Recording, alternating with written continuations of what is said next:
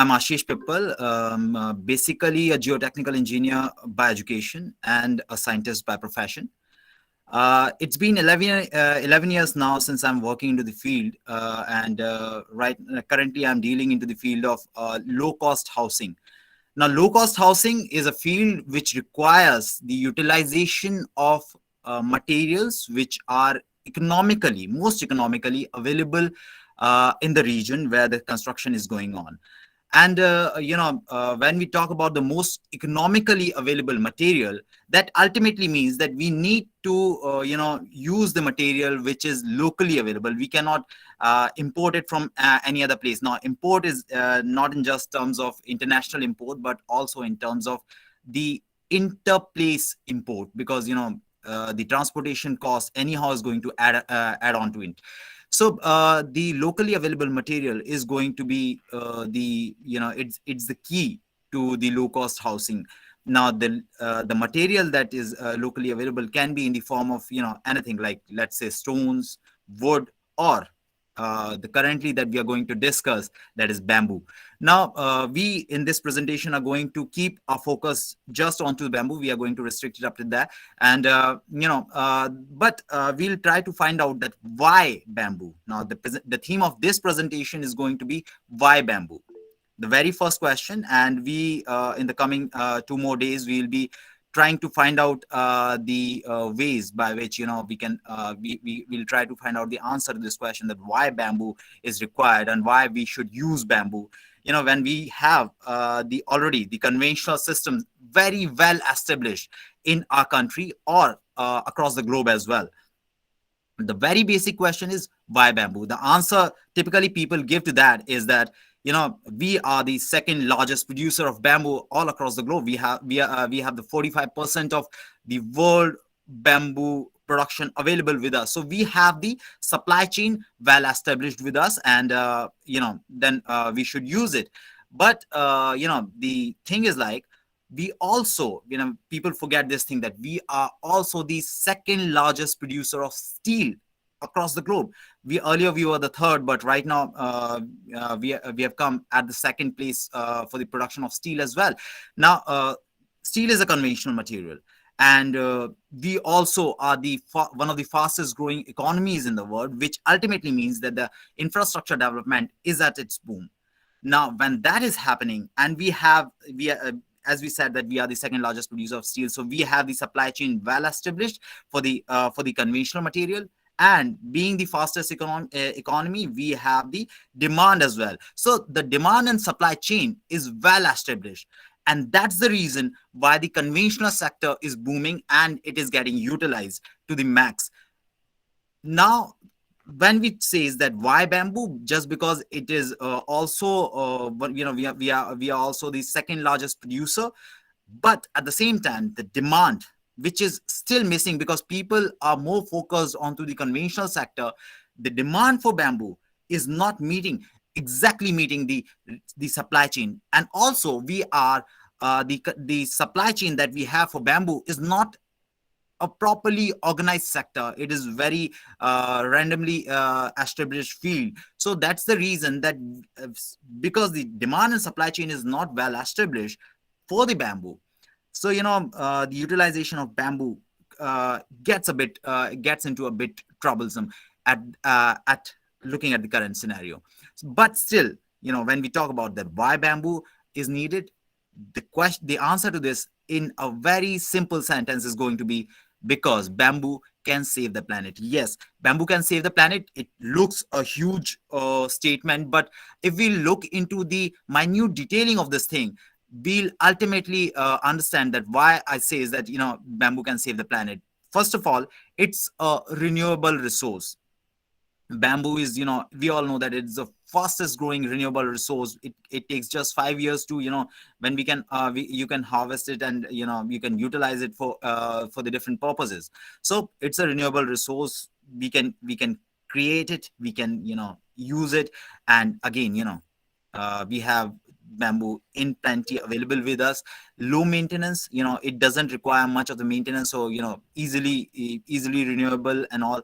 Bamboo is better for the ears. We all know that bamboo produces more oxygen than any other tree. So it's a very sustainable material, and again, fast growing rate, extremely useful, and all those kind of things makes bamboo a material which ultimately, if we are start utilizing this material, it ultimately will save the planet, or will help in saving the planet to a major extent. Now, if we look into the current housing scenario, we all know that we still require millions of houses to fulfill the dream of housing for all. And ultimately, that is not going to happen if we are going to utilize the conventional building materials, because, the conventional building materials, are not available at every places. And to provide housing for all, we require houses which are economic. And because it's not feasible, it's not possible to construct houses of lakhs of rupees for every individual at looking at the population size of our country. It's not possible. So we need to be economic in term. We have to look into the economy as well, and that's the reason we need to look into the materials, solutions, methods, which in a holistic manner, which can give this dream a realization.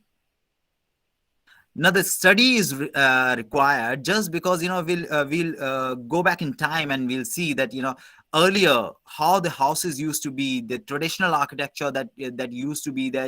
It used to have an balance between the nature as well as the man-made environment that we needed for our growth, for our sustainability and all. And right now, all those traditional architecture, all that balance with the nature, balance with the environment, is slowly losing its pace, and we are moving towards the jungle of concrete, or forest of concrete that we are creating. And that ultimately is the conventional materials that we have are not very energy efficient. And that's the reason we right now, the when we talk about the energy efficient material, they are not very well established sectors, and we need to look into those alarming things. And ultimately, without which it is very difficult to keep the sustainability of the environment, at the required pace. And that's why this study is very much needed. Now, as we all know that we just now discussed that bamboo is required for so many reasons. Along with that, it gives a livelihood security. It is energy efficient, sustainable food security, ecological security, and all those kind of things.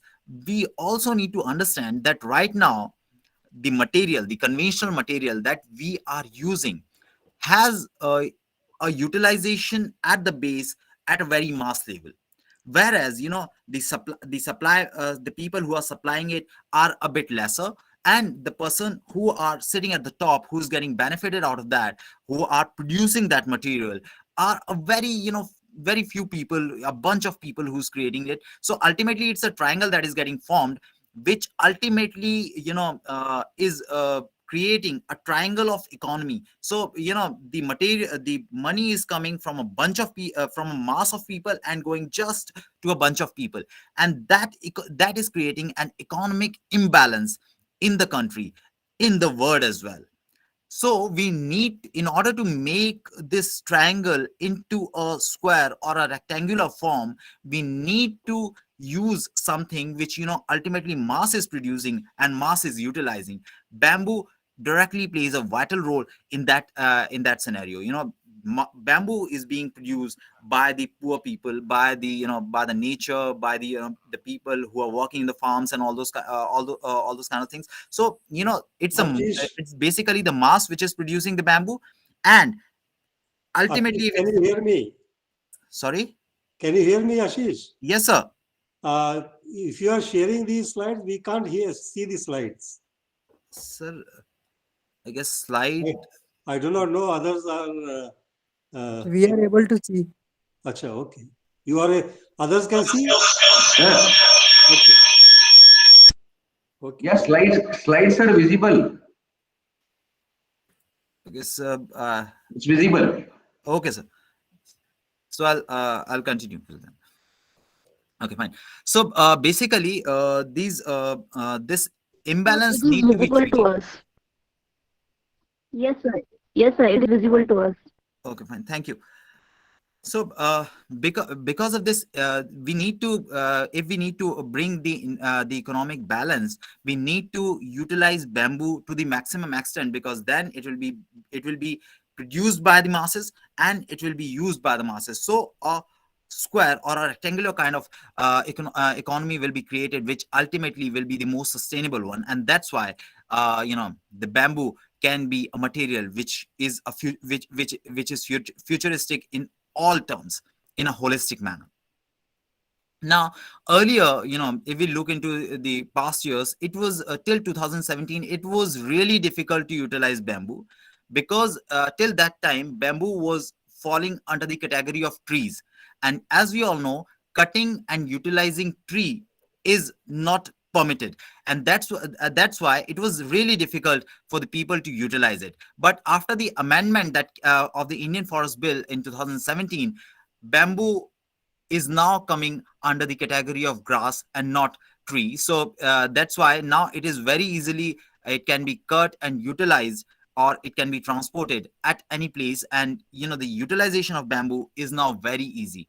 And that's why the places which are producing bamboo at a very large scale ultimately can utilize it and can get benefited to the maximum extent. And it can be the main material which can boost the economy at that particular location, at those particular locations, and can generate employment at a major level as well. So bamboo now, the hurdle that was there earlier has now been rectified. Now bamboo again is a material which is very versatile. Since the starting of the construction to the finishing of the construction, it is everywhere utilized even today. The scaffolding, if we talk about, yes, it is being used for the reinforcement purpose. Yes, it can be used for the roofing, walling, doors and windows, furnitures, tiles. Everywhere bamboo can be utilized in one or the other form, and that makes it the perfect building material, which is available with us in abundance, and we should start utilizing it. So all these points that you can see over here are just going to be reflection of what we have discussed in this scaffolding, reinforcement, or all those terms. So I'm not going to discuss them. I'm not reading them out. But yes, so bamboo resources in India are, this picture gives you a clear cut impression of how many industries are using bamboo to how much extent. But yet, it is the main problem with bamboo is that it is not an organized sector at present. It need to be organized first of all, and then it ultimately the demand and supply can be generated. This is the percentage distribution of area-wise distribution of different states as per the Forest Survey of India 2011.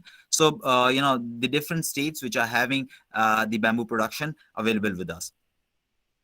There's the specific status, as we all know that Northeast is the maximum producer of bamboo. So this is the specific status of bamboo resources in Northeastern region.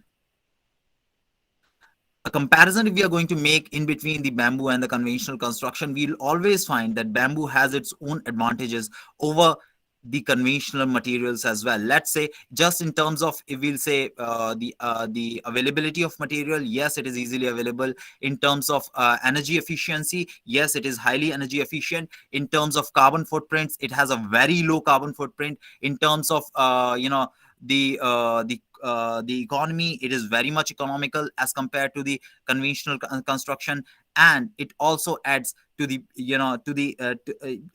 to the environmental and ecological balance as well. So ultimately, if we'll compare it with the conventional construction, bamboo has its edge over everything. And if we did an energy requirement, or the embodied energy comparison of bamboo with the conventional materials, and what we found out was that bamboo is very minimal energy required material. It has a very less embodied energy as compared to the concrete or the steel. This is what we did when we what we did is like we have constructed one demo house, one bamboo house at our own campus, and that house is having 1,000 square feet area. It's a G+1 house, and we created a tabular form of the energy requirement, embodied energy requirement of that house. And what we found out that the bamboo house that we created is having a 7.1 times less energy than a conventional house that we also constructed many conventional houses of the same area and the same plan area as well, and that ultimately the requirement of the energy, embodied energy of those houses were 7.1 times higher than the bamboo. So ultimately, it's a very energy efficient material, which definitely is the need of time, is the need of hour, and we should start utilizing it. This is typically the comparison of the strengths or the materialistic properties of bamboo with the steel. So where we can see that it is very much comparable. It has its own edge, and it is the basic the main strength of bamboo is that it is easily accessible, and ultimately the cost of construction comes down, and it is because it's less in weight, it ultimately attracts lesser earthquake forces as well, which ultimately reduces the earthquake forces. We also did a comparison with the conventional construction in terms of the economy, just to prove that we have the bamboo has an edge over the in the economical factor as well over the conventional material, which ultimately because of the vision of Ministry of Development of Northeastern region, which wanted the Northeast region to grow and grow bamboo as the important material for the Northeastern region, and they wanted to prove that bamboo has its own potential in terms of all kind of construction, all kind of constructions. And because of that, we did a case study, and in which we designed a primary school with both bamboo as well as of the conventional material, where the the total build-up area was 511.78 square meter, and after designing and estimating of this the conventional as well as the bamboo structure, we found out that the cost comparison was very lower in terms of bamboo construction. It was the conventional construction was 1.41 times higher as compared to the bamboo. So the bamboo was ultimately, if it's a big structure, the difference is going to be huge. And if we'll talk about the mass housing projects or the housing for all project that we have at our hands in our country, the amount is going the difference of amount is going to be huge. 1.41 times if we are going to save with just the utilization of bamboo, it ultimately is going to help our economy a lot. This is another thing that we did in CBRI. We created, as I just now said, that we created a demo house at CBRI campus. The total plan area of the house was 1,000 square feet, and we created this house. This is a model of the house that we constructed, where we performed all the tests, and we created connections. Particularly for to check the strength and the life cycle of the building. So with this we with the joinery techniques that we use to construct the houses, we ultimately created a connection, as you can see in the joinery techniques figures that we have shown over here. The columns were continued to the first floor to the first floor level as well, starting from the foundation level, and the plates, MS plates, were required for the joinery of the column, and lateral support was also provided at the sill level, and half cut bamboo was inserted for lateral supports as well. This was the joinery technique that we use, and at the same time we also use the treated bamboo. We worked onto the bamboo joints in the form of metallic joints. So we created a hybrid structure, which was ultimately the requirement.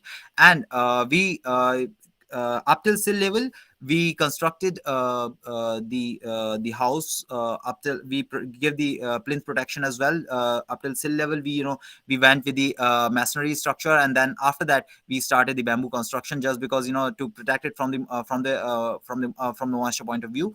And we plastered later on with the ferro cement treatment as well, just to give it a pakka look, because the typical mindset of people right now is that, we should not, the bamboo house is just for the poor, and we cannot live in that. And that's why we give it a pakka look, so that people can have a feel that yes, we are living in a pakka house, and it's not just bamboo that is there. It is robust, and because it looks robust, so it is robust in nature, but yes, it looks as well.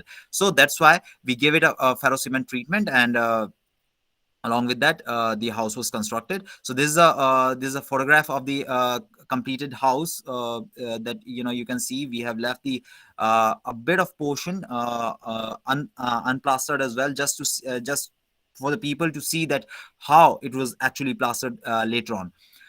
So this house was designed for flooding up to 45 centimeter, as we just now said. Then we have provided the plinth protection for the high flood line as well.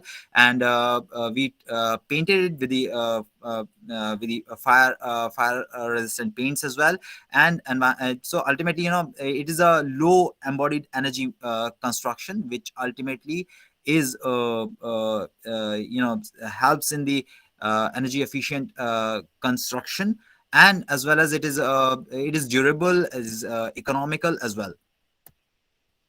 Right now, the problems which ultimately are prevalent for the bamboo construction is in terms of sustainability, resistance to fire, sagging effects, and gradual change in diameter, no nailing or drilling of hole. All these things suggest that no nailing or drilling of hole just means that when we try to drill a hole or nail a bamboo, it turns out weak. Sometimes cracks also gets created at that particular location. So nailing and drilling a hole is a problem. Gradual change in diameter, because it's a natural material, the variation in diameter ultimately directly reflects in terms of the strength of the material, as well as the workability of the material becomes an issue. So that ultimately is a problem. Then sustainability of material, when ultimately bamboo is utilized at places where it comes directly in contact with the moisture, and then in the dry form, it ultimately loses its strength very rapidly. So those kind of places, sustainability is an issue. It ultimately requires a study where the resistance of fire is deeply connected with that. Sagging effect, at after a certain point of time, the bamboo beam starts bending, showing bending at particularly at the center. So a sagging effect is one of the things which we need to address, and those kind of things which ultimately are very prevalent in the bamboo construction.